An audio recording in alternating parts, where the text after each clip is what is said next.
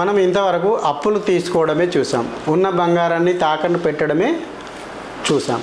అయితే ఇది ఒకప్పటి కాంగ్రెస్ పార్టీ అధికారంలో ఉన్నప్పటి మాట. ఇప్పుడు పరిస్థితి మారిపోయింది. ఇప్పుడు మనమే ఇంకొకరికి అప్పులు ఇచ్చే స్టేజ్కి మన దేశం వెళ్ళిపోయింది. గత 2019 ప్రభుత్వం తొలినాళ్లలో ఇరాన్కు పెట్రో అప్పులు దాదాపుగా 10,000 కోట్ల డాలర్లను ప్రభుత్వం తొలినాళ్లలోనే తీర్చేసింది.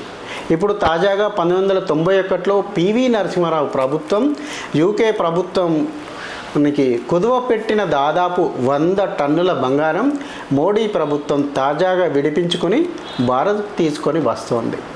1991లో ఆనాటి ప్రభుత్వం తీసుకున్న అప్పును తాజాగా భారతీయ రిజర్వ్ బ్యాంకు తీర్చేయడంతో ఈ బంగారం మొత్తం ముంబైలోని ఆర్బీఐకి చేరిపోయింది.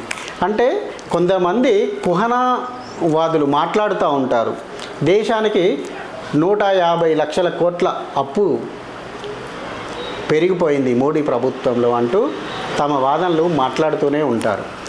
అప్పులే కావు, అవి అప్పులు అసలే కావు. ఏదైనా ఒక వ్యాపారం జరిగేటప్పుడు దేశాల మధ్య కానీ ప్రభుత్వాల మధ్య కానీ ఇతరత్ర సామాన్య వ్యాపారస్తుల మధ్య కూడా ఒక వ్యాపారం జరిగేటప్పుడు ఇచ్చిపుచ్చుకునే వ్యవహారాలు చాలా ఉంటాయి.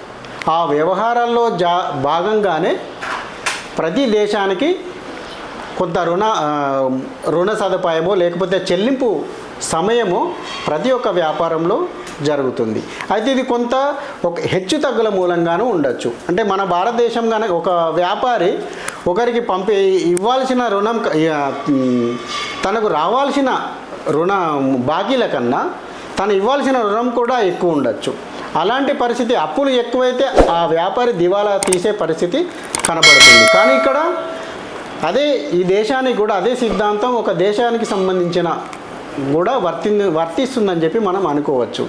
ఇక్కడ మన దేశం ఒకప్పుడు మనకు సంబంధించిన వ్యాపారంలో మన దేశం జీడిపి దివాలా తీయడంతో మన దేశంలోని బంగారాన్ని ఇంగ్లాండ్ ప్రభుత్వానికి అక్కడ ఇంగ్లాండ్ బ్యాంకులకు కుదువ పెట్టి దాదాపు లక్షల కోట్ల రూపాయలను ఆనాడు తీసుకురావడం జరిగింది. ఆ అప్పును నేడు తీర్చివేసి తిరిగి మన బంగారాన్ని మనకు తీసుకురావడం జరుగుతూ ఉంది. అయితే ఇక్కడ మనం గమనించాల్సిన అంశం ఏంటంటే ఇక్కడ ఒక అప్పు అయితే ఏదైతే ఉందో ఈ అప్పునైతే మనం ఏదైతే మాట్లాడుకుంటున్నామో ఆ అప్పును మనం తీర్చాల్సిన రుణం కంటే మనకు నిల్వలే ఎక్కువగా ఉండడం మూలంగా ఉన్నాయి కాబట్టి మనకు ఉన్న అప్పు అది పెద్ద విషయం కాదు అనే విషయం ఇక్కడ మనకు తేటతెల్లం అవుతోంది. జై హింద్, భారత్ మాతాకి జై. ఒకవేళ ఈ కంటెంట్ కనుక మీకు నచ్చినట్లయితే లైక్ చేయండి, సబ్స్క్రైబ్ చేయండి.